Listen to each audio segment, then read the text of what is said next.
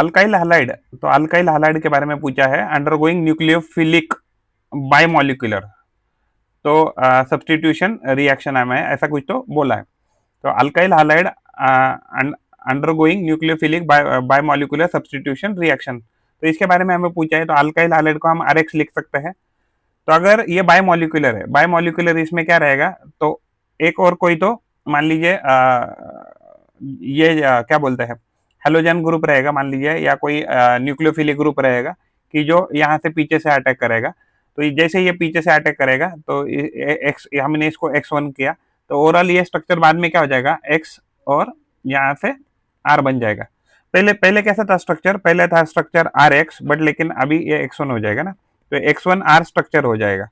यानी कि ये स्ट्रक्चर क्या हो जाएगा, ये x1 अगर हम r लिखते हैं, ये r क्या है, तो अल्काइल ग्रुप है। तो अगर आप देखेंगे तो ये तो जो ऑलरेडी उसका कॉन्फ़िगरेशन है वो रिटेंशन हुआ क्या, नहीं रिटेंशन नहीं हुआ।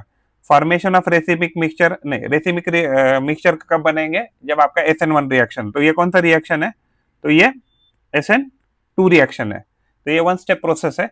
Inversion of configuration, yes this can be said, क्योंकि यहाँ क्या हो गया, कॉन्फ़िगरेशन उल्टा हो गया, तो ये इसको वाल्डन इन्वर्जन भी कहते हैं, इसको वाल्डन इन्वर्जन ऐसे भी कहते हैं। और कार्बोकैटायन इसमें बनता नहीं है। कार्बोकैटायन कब बनेगा, कार्बोकैटायन आपका सिर्फ जो है तो SN1 में बनता है। और ये न्यूक्लियोफिलिक बायोमोलिकुलर, यानी कि ये कौन सी रिएक्शन है, तो ये जो रिएक्शन है ये SN2 की रिएक्शन कह सकते हैं। तो ये SN2 का रिएक्शन कह सकते हैं। और फॉर्मेशन ऑफ कार्बोकैटायन सिर्फ SN1 में होता है। तो इन्वर्जन ऑफ कॉन्फ़िगरेशन, जिसको हम वाल्डन इन्वर्जन ऐसा ही कहते हैं, तो एग्जैक्टली उसका कॉन्फ़िगरेशन क्या हो जाता है, चेंज हो जाता है। The correct IUPAC name of PTNH3 twice Cl2 2+, तो ये हमें इसका नाम पूछा है।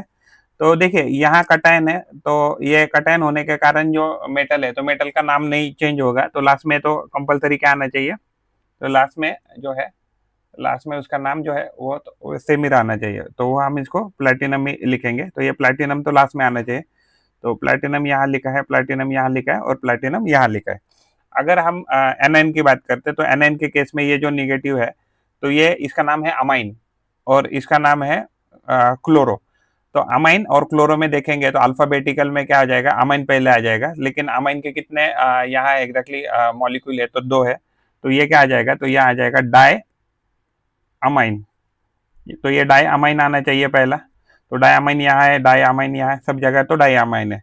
तो उसके बाद क्लोरीन कितने हैं, तो क्लोरीन कितने हैं, 2 है, तो इसको नाम आना चाहिए dichloro, dichloro, diamine dichloro platinum, ये ऐसा नाम आना चाहिए। लेकिन ये तब आना चाहिए था अगर यहाँ की